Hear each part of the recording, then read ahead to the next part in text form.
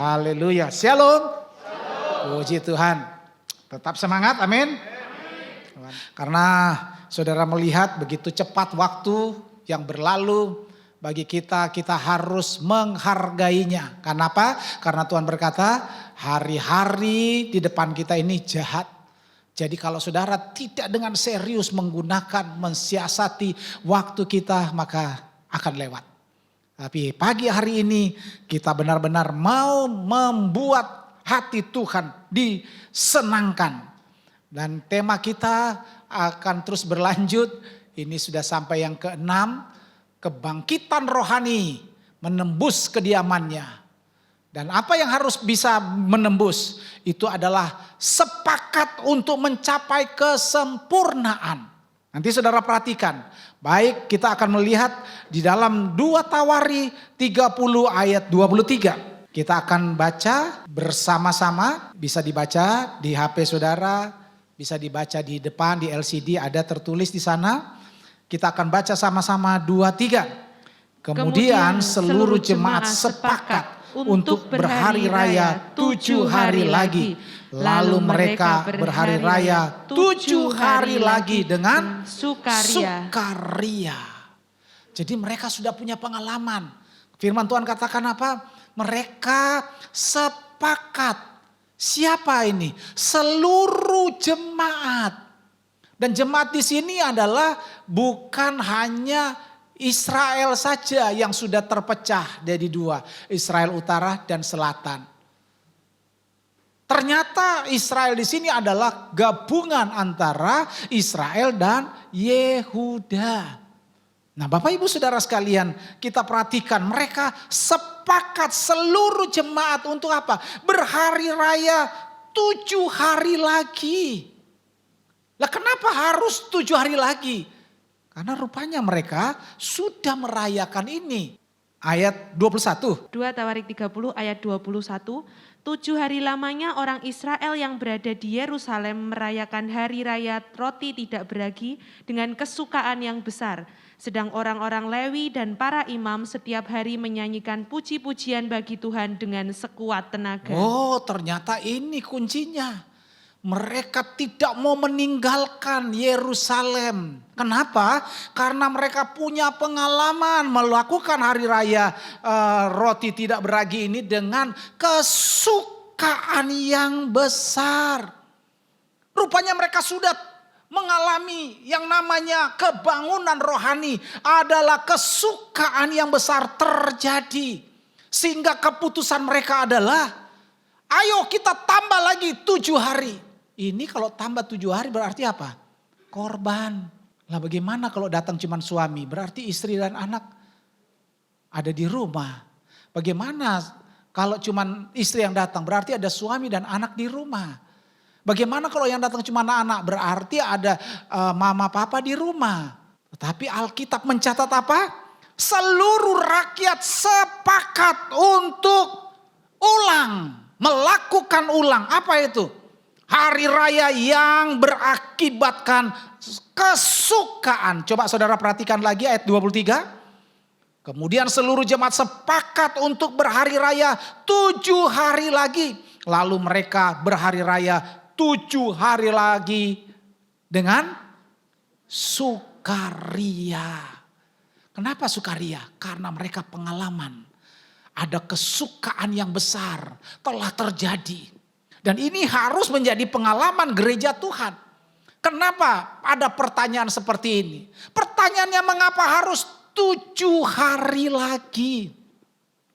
Kenapa harus 7 hari? Bukankah sudah pernah 7 hari? Untuk tanduk, untuk tambahan, seharusnya enggak 7 hari kan?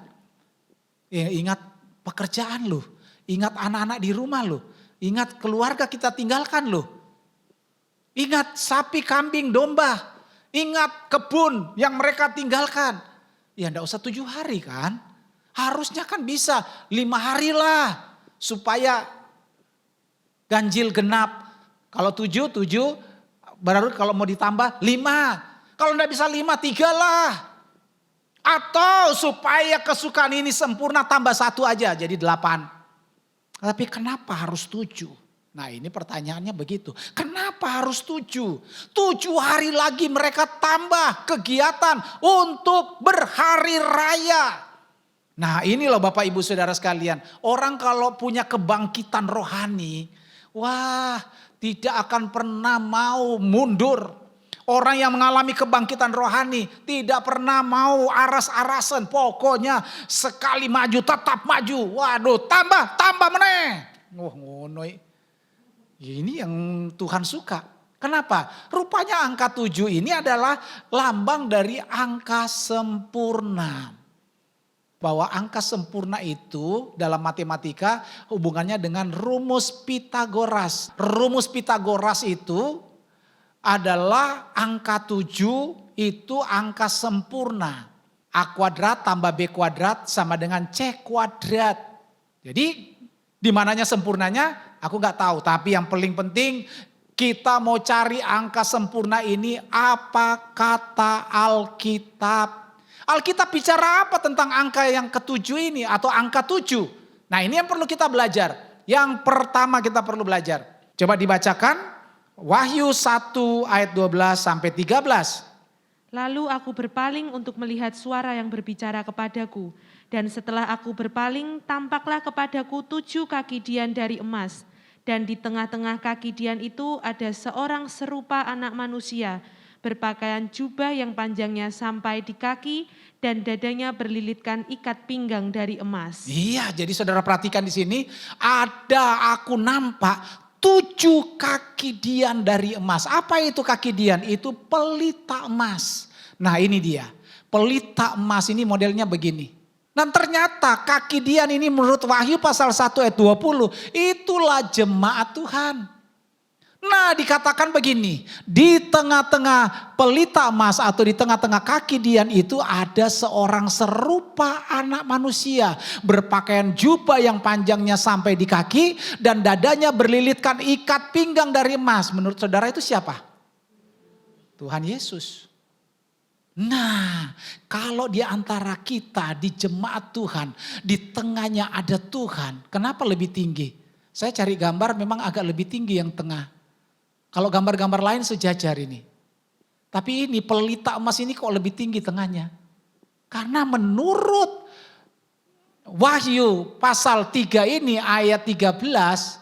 Bahwa Wahyu pasal 1 ayat 13. Bahwa yang di tengah ini adalah siapa? Tuhan Yesus. Jadi kalau mau sempurna jemaat. Mau model kayak apapun. Jemaat itu tidak perlu sampai wah mewah. Tidak perlu. Ibadah sederhana aja, yang penting ada Tuhan Yesus. Mungkin itu maksudnya, amin? Iya, kalau ada Tuhan Yesus ini nanti pasti sempurna. Pasti sempurna, itu tanda dari angka 7 yang pertama. Angka 7 yang kedua yang kita mau belajar. Dibacakan Imamat 23 ayat 3. 6 hari lamanya boleh dilakukan pekerjaan, tetapi pada hari yang ketujuh haruslah ada sabat, hari perhentian penuh, yakni hari pertemuan kudus. Janganlah kamu melakukan sesuatu pekerjaan, itulah sabat bagi Tuhan di segala tempat kediamanmu. Iya, ternyata angka 7 itu ada kaitannya dengan apa? Sabat. Apa itu sabat? Hari perhentian penuh. Nah hari perhentian penuh ini bukan hanya duduk-duduk santai, tidak boleh kerja. Maksudnya bukan itu. Tapi yang dimaksudkan Tuhan, hari perhentian penuh ini adalah hari pertemuan kudus. Kenapa harus pertemuan kudus? Karena jemaat harus satu dengan yang lain terikat. Satu dengan lain terikat untuk apa? Untuk dihadiri oleh Tuhan sebagai kepala gereja. Jadi kalau ada kepala gereja hadir di tempat ini, wah pasti mantap. Kenapa pasti mantap? Karena pertemuan kita bukan arisan. Kita bukan pertemuan yang mendatangkan supaya kita jadi orang lebih hebat, lebih kaya. Tidak. Tapi pertemuan kita itu adalah pertemuan kudus. Amin.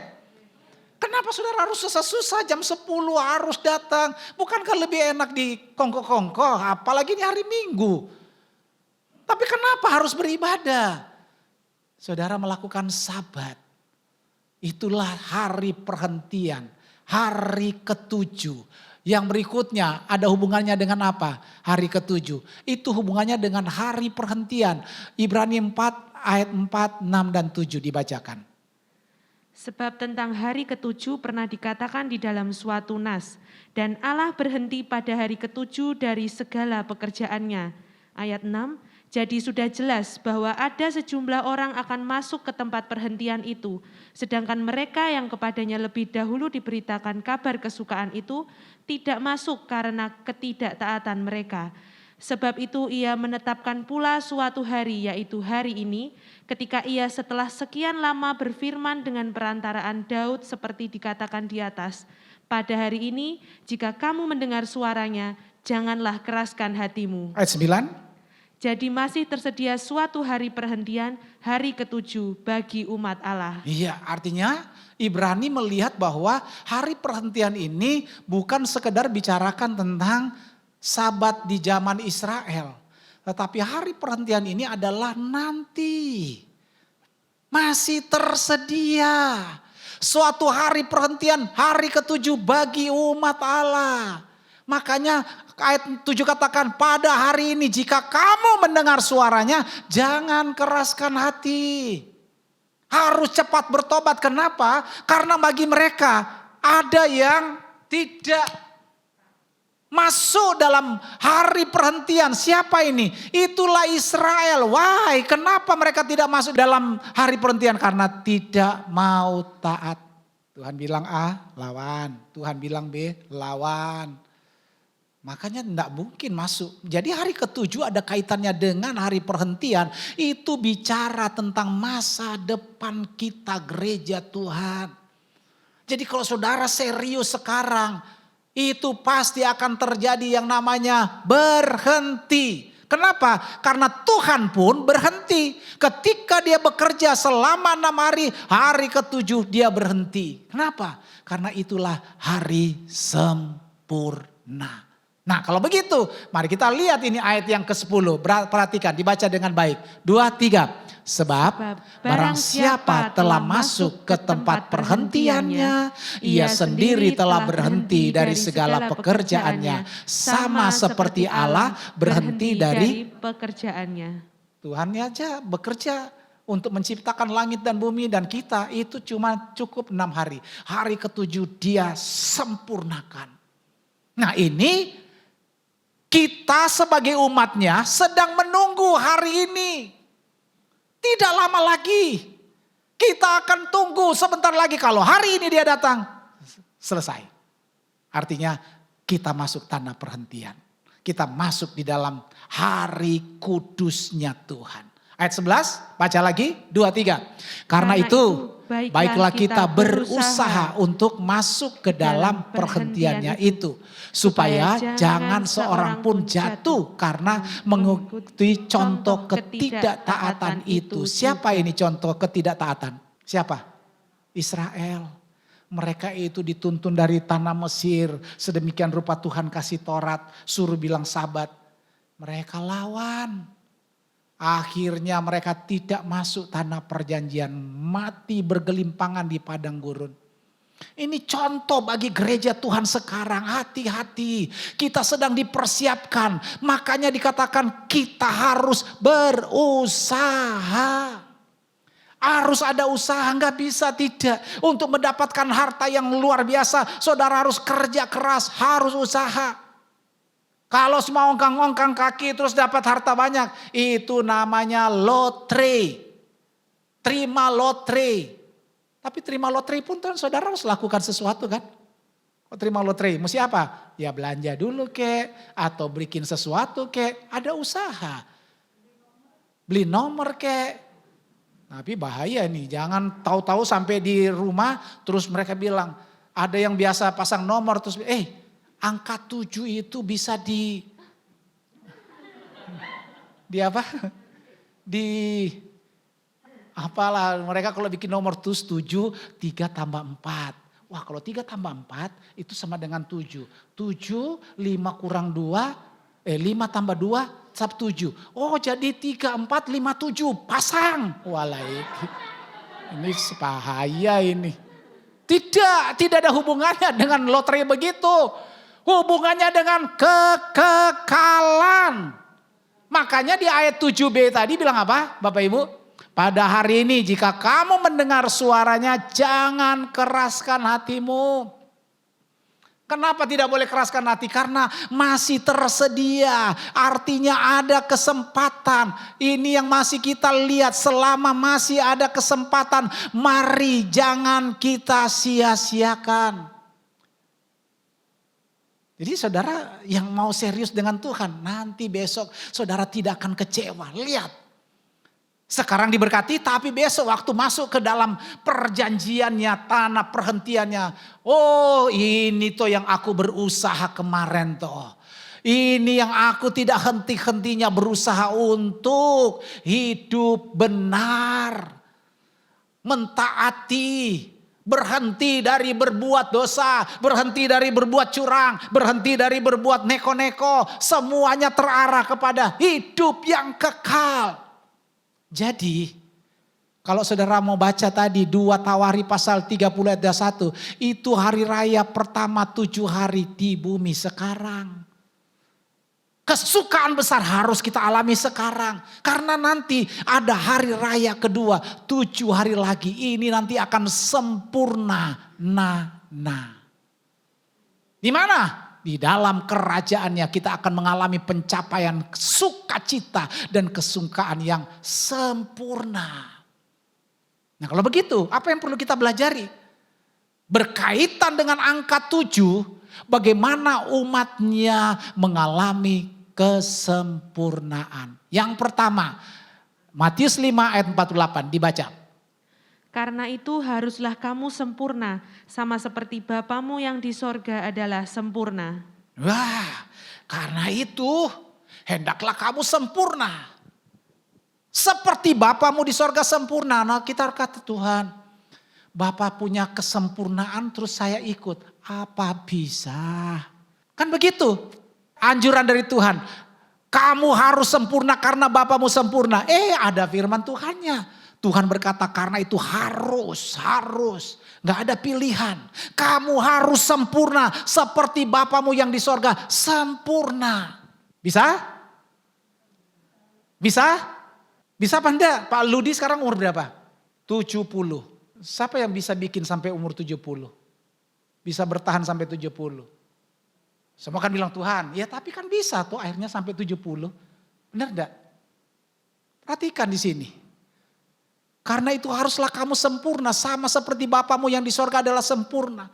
Tuhan kasih yang disebut dengan sempurna itu ternyata dalam bahasa aslinya telios. Apa itu? Dewasa penuh. Dewasa penuh. Jadi bisa enggak? Bisa 70. Saya bisa 60. Kenapa? Ya itu proses. Bisa sempurna. Saudara dengar baik, dewasa penuh itu artinya kita dewasa secara mental maupun spiritual. Ada banyak orang cuma dewasa umur, tapi mentalnya kekanak-kanakan. Sedikit-sedikit ngambek, sedikit-sedikit ngambek kok sedikit-sedikit. Mau banyak, kecewa, nggak disapa, marah, nggak ditanya, kok nggak ditanya, kalau ditanya malah jawabnya, kok nanya-nanya? Waduh, kita bingung ini jadi pelayan Tuhan tuh bingungnya di situ. Nggak dewasa secara mental. Padahal yang Tuhan mau, engkau sempurna seperti Bapamu sempurna. Adalah telios, itu artinya dewasa penuh, dewasa secara mental maupun dewasa secara spiritual. Orang yang dewasa secara spiritual, dia harus mengembangkan diri. Apa itu dewasa spiritual? Wah pokoknya sekali Yesus tetap Yesus. Aku mau berdoa, membangun hubungan dengan Tuhan. Aku mau bekerja, cari nafkah. Tetapi aku tahu hubunganku dengan Tuhan tetap solid. Wow gitu baru mantap. Jadi dengan Tuhan mantap, dengan pekerjaan mantap, suami istri mantap. Ya itu namanya dewasa penuh. Hendaklah engkau sempurna seperti Bapamu sempurna. Anjuran kedua, perhatikan. Harus apa? bersekutu dengan Yesus dan Bapa supaya apa? Sempurna. 17:23 di dalam Injil Yohanes dibacakan. Aku di dalam mereka dan engkau di dalam aku, supaya mereka sempurna menjadi satu, agar dunia tahu bahwa engkau yang telah mengutus aku dan bahwa engkau mengasihi mereka sama seperti engkau mengasihi aku. Oh, jadi inilah rahasianya. Berapa banyak saudara mau sempurna? Halo? Oh, mantap. Sempurna dalam keuangan atau sempurna sampai kepada Tuhan? Halo? Kabeh, itu jawaban paling enak. Kabeh. Keuangan sempurna, ketemu Tuhan. Oh, itu yang mantap. Ketemu dalam perhentian hari kudusnya Tuhan. Oh, harus sempurna. Bagaimana caranya? Harus Tuhan di dalam mereka. Mereka ini siapa? Kita, murid-murid Tuhan itu kan umat Tuhan. Dia aku di dalam mereka dan Bapa, ini Bapa di dalam aku. Supaya mereka sempurna. Menjadi satu agar dunia tahu bahwa engkau yang telah mengutus aku dan bahwa engkau mengasihi mereka. Tuhan Bapa mengasihi mereka itu gara-gara Tuhan ada di dalam kita. Jadi kenapa Bapa mengasihi kita? Karena ada Tuhan. Saudara terasa enggak ada Yesus di dalam hidup saudara? Oke? Terasa? Apanya misalnya? Apa kalau doa terus getar-getar atau gimana? Halo? Pertolongan Tuhan. Apa ciri-ciri orang yang ada Tuhan di dalam dirinya? What? Sukacita. Tapi syaratnya Tuhan mau tinggal dalam rumah hidup saudara. Harus? Iya, karena tadi pagi dia sudah dengar. Maka harus kudus dan benar. Karena memang itu syarat mutlak supaya dia betah tinggal di dalam kita. Kenapa? Karena Bapa betah tinggal di dalam Yesus. Karena Yesus hidupnya kudus dan benar. Amin. Itu yang menjadikan kita kekuatan. Itu yang membuat kita menjadi sempurna. Jadi bagaimana supaya kita hidup sempurna? Kita biarkan hidup kita ditempati oleh Tuhan. Dengan syarat hidup kita harus kudus dan hidup benar. Seperti itulah nanti terjadi. Tuh Bapa mengasihi kita. Kenapa? Karena ada Yesus mengasihi kita. Dia mengasihi Kristus, dia mengasihi Bapa seperti Bapa mengasihi kita. Aduh, ini memang harus connect. Kalau tidak, wah, kita tidak akan mungkin sempurna. Makanya yang ketiga ini kita mau bicarakan apa? Tidak menjadi serupa dengan dunia ini kalau menjadi sempurna. Mau menjadi sempurna tidak boleh menjadi serupa dengan dunia ini. Roma 12 ayat 2 dibacakan. Janganlah kamu menjadi serupa dengan dunia ini, tetapi berubahlah oleh pembaharuan budimu, sehingga kamu dapat membedakan manakah kehendak Allah, apa yang baik, yang berkenan kepada Allah, dan yang sempurna. Iya, tanda pertama itu jangan. Sudah dikasih tahu jangan, ini artinya perintah larangan. Kamu tidak boleh menjadi sama seperti dunia ini. Tapi kan memang sulit, ya sulit. Tapi itu kalau mau jadi sempurna, syarat pertama tidak boleh jadi sama seperti dunia ini. Supaya apa? Katanya supaya kita bisa baik, bisa berkenan dan bisa sempurna. Nah, di sini yang jadi masalah bagi orang Kristen. Kenapa? Karena ukuran baik ini adalah ukuran dirinya. Saya sudah berbuat baik kok, tapi dia berbuat jahat sama aku. Saya sudah berkenan kok, tapi dia yang tidak mau berkenan dengan saya. Saudara dengar baik. Berbuat baik itu adalah keharusan. Supaya apa? Supaya tidak menjadi sama seperti dunia ini. Bagaimana berbuat baiknya? Jangan menurut karepku. Jangan menurut apa keinginanku. Saya mau berbuat baik karena standarnya adalah aku. Itu salah. Harus standarnya apa? Kehendak Allah. Apa yang baik yang kita harus lakukan. Jadi kalau kita melakukan sesuatu yang baik, itu bukan karena aku. Bukan karena sifat manusia kita, tapi karena aku mau melakukan kehendak Allah. Amin. Maka ini akan menjadi sempurna. Bagaimana supaya sempurna? Harus lewat kata ini, berkenan kepada Allah. Jadi berkenan di sini pun bukan karena aku mau hidup berkenan. Dan berkenan di sini bukan karepku dewe. Tapi berkenan di sini harus berkenan menurut kehendak Allah. Sehingga apa kata firman Tuhan? Maka kita akan mengalami sempurna. Jadi ingat-ingat ya Bapak Ibu Saudara, mau sempurna, amin. Harus berbuat baik dan berkenan menurut kehendak Allah.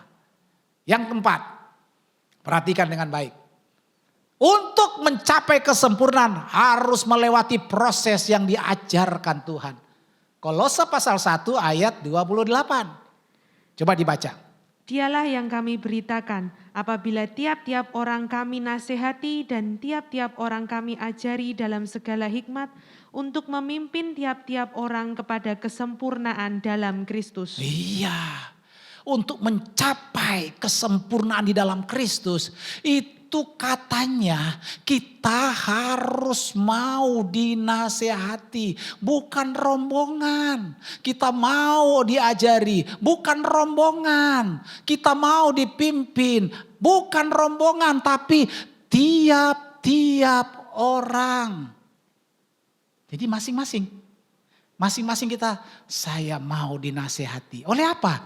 Oleh ini loh, dialah yang kami beritakan. Apa itu? Firman kebenaran.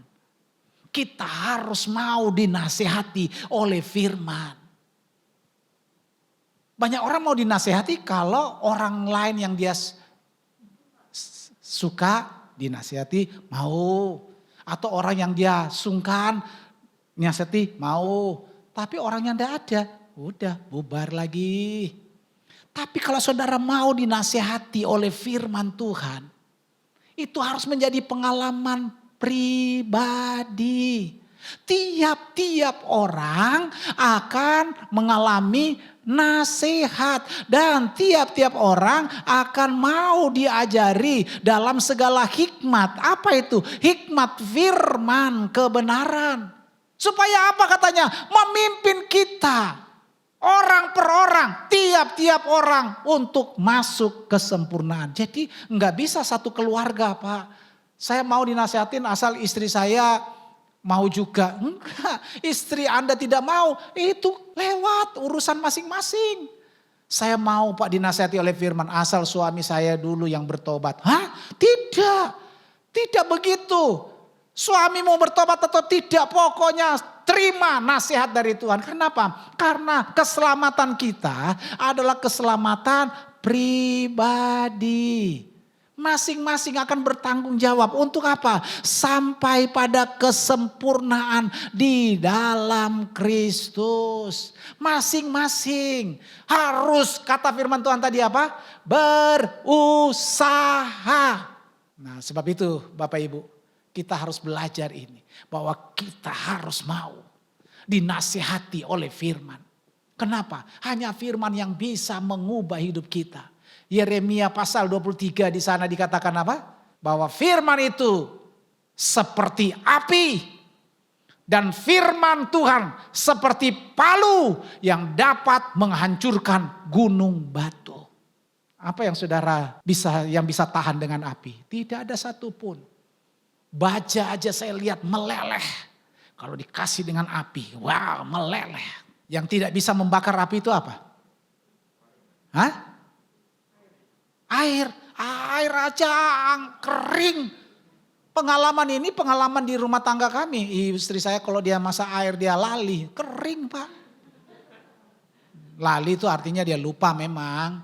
Kering kerontang. Tidak ada sisa nih. Melawan api kok. Yang bisa melawan api siapa? Yang bisa tahan dibakar maksudnya. Ya api itu sendiri. Makanya harus yang bisa konjat firman Allah adalah orang yang mau dinasehati firman. Firman itu bagaikan api dan bagaikan palu yang dapat menghancurkan gunung batu. Kekerasan hati kita hanya bisa dilembutkan dengan firman. Kenapa bisa begitu? Karena bukan cuma saudara punya pengalaman yang begitu, saya. Pengalaman yang begitu tuh seringkali datang tiba-tiba. Tamu tidak diundang lah piye. Ya memang masalahnya datang tiba-tiba, terus aku mau gimana? Apalagi bicara soal hati yang tersentuh oleh masalah. Waduh susah banget. Padahal Pak Budi baru khotbah minggu lalu soal jagalah hati. Itu aku ingat lagi firman Tuhan itu. Jagalah hatimu dalam semua kewaspadaan. Karena dari situlah akan ada kehidupan. Bahasa aslinya rajin. Jadi tadi pagi, tadi malam aku bilang harus rajin jaga hati. Rajin, jangan males.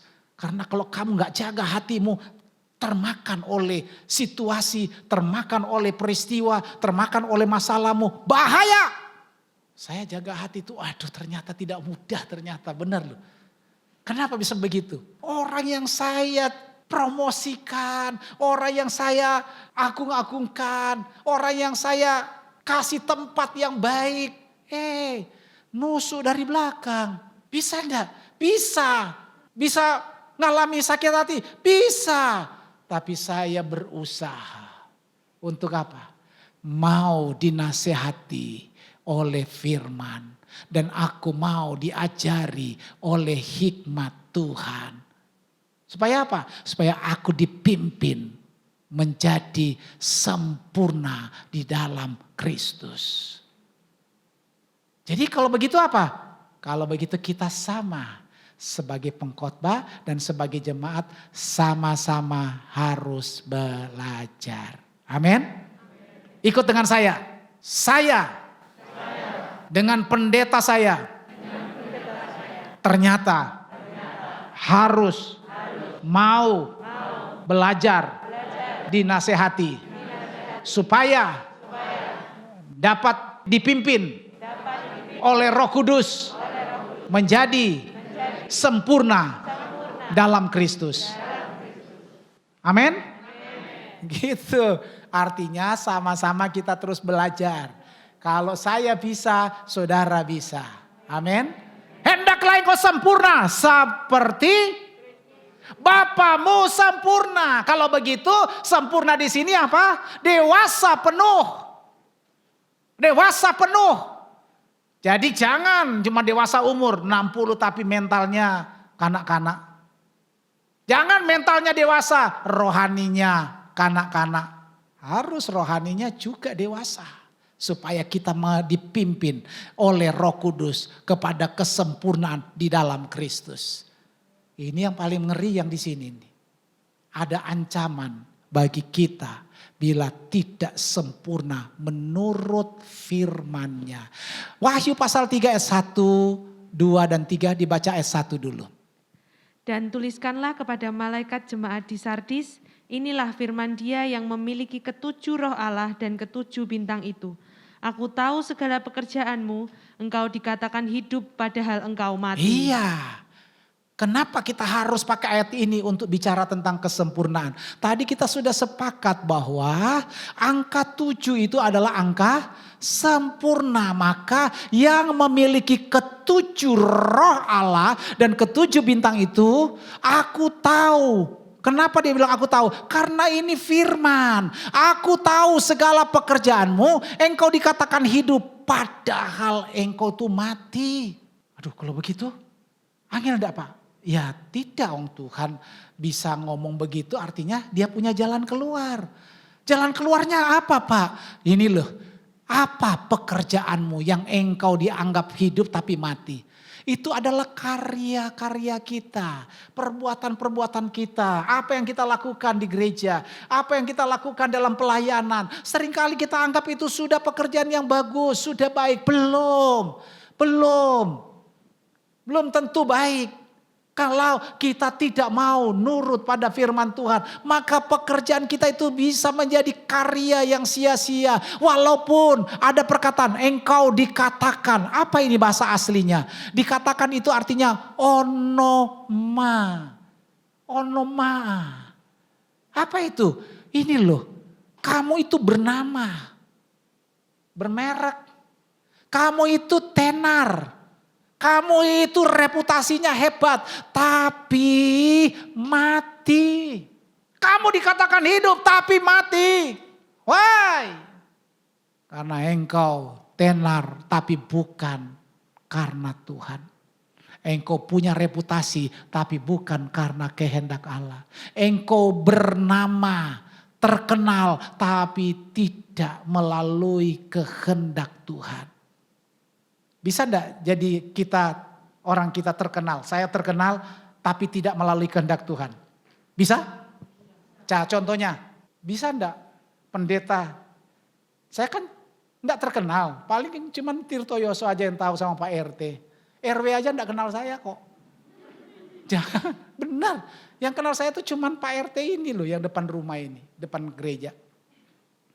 Pak RW saya enggak kenal Pak RW. Tapi saya bisa terkenal, bisa punya reputasi, bisa. Asalkan saya hari ini punya rencana besok aku pergi tempat kerjanya si Esther, terus aku rampok banknya. Waktu ketangkap mereka bilang pendeta Abraham rampok bank, reputasi saya naik. Jadi tenar.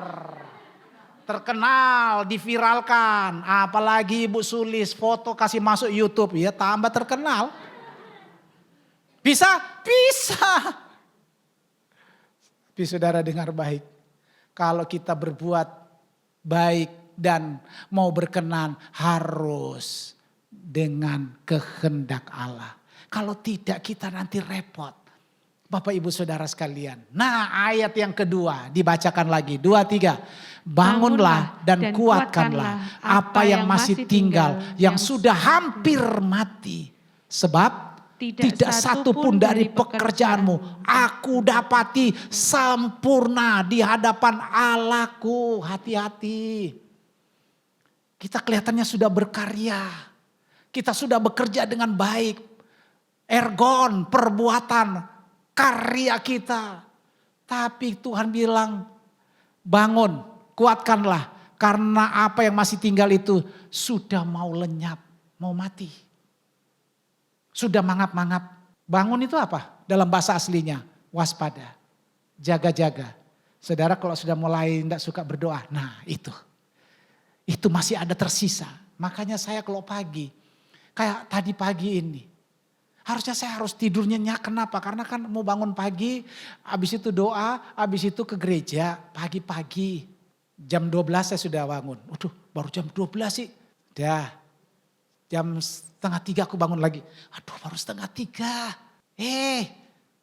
Jam 4 aku bangun lagi. Aduh masih 1 jam. 4:30 sudah tidak bisa. Aku bilang tidak, jangan kamu paksakan untuk tidur. Bangun!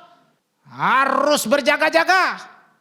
Apa yang aku lakukan? Langsung aku masuk kamar mandi, bersih-bersih, minum air putih hangat, langsung duduk menyembah. Kebiasaan gereja-gereja pendeta-pendeta kalau ada ibadah pagi, mereka tidak lakukan itu. Ya sudah bangun pagi siap-siap untuk pergi ke gereja. Tapi kalau saya masih sempat 4:30 sampai 5:30, minimal 1 jam. Untuk apa? Waspada. Bangun, kuatkanlah yang masih tinggal. Jangan-jangan itu sudah hampir mati. Apalagi kesetiaan kita kepada Tuhan. Ada sesuatu yang menghambat perjalanan iman kita. Maju, ora ono sing namane ora tangi. Tangi. Bahasa Jawa nih bangun tangi. Bahasa aslinya Yunani berjaga-jaga. Apa itu? Kuatkanlah karena hampir mau mati. Apa itu menguatkan? Perbaiki dengan kuat, mengatur, mengubah dengan cepat. Sudah kebiasaan buruk itu bahaya. Ubah secepatnya mumpung masih ada waktu. Apa yang kita ubah? karya-karya kita yang tidak berkenan kepada Tuhan. Cara hidup kita yang tidak berkenan kepada Tuhan. Cepat diubah. Mengubah dengan cepat. Kalau tidak, firman Tuhan katakan ayat yang ketiga, baca sama-sama. 2, 3. Karena itu ingatlah bagaimana engkau telah menerima dan mendengarnya. Turutilah itu dan bertobatlah. Karena jikalau engkau tidak berjaga-jaga, aku akan datang seperti pencuri dan engkau tidak tahu pada waktu manakah aku tiba-tiba datang kepadamu. Kalau Tuhan datang hari ini, detik ini abis aku ngomong, Tuhan datang. Mengangkat gereja Tuhan. Siapa di sini yang siap terangkat? Siap terangkat loh, maksudnya mapset. Bangkunya yang saudara duduk kosong. Siapa yang siap? Siapa yang belum siap? Oh, masih ada yang angkat tangan loh. Ada yang belum siap. Ini perlu dipertanyakan. Tuhan cuma bilang begini, turutilah apa yang sudah pernah engkau terima. Firman Tuhan apa yang engkau sudah terima? Turutlah. Terus kata firman Tuhan, bertobatlah. Itu artinya masih diberikan waktu untuk kita. Amin. Haleluya.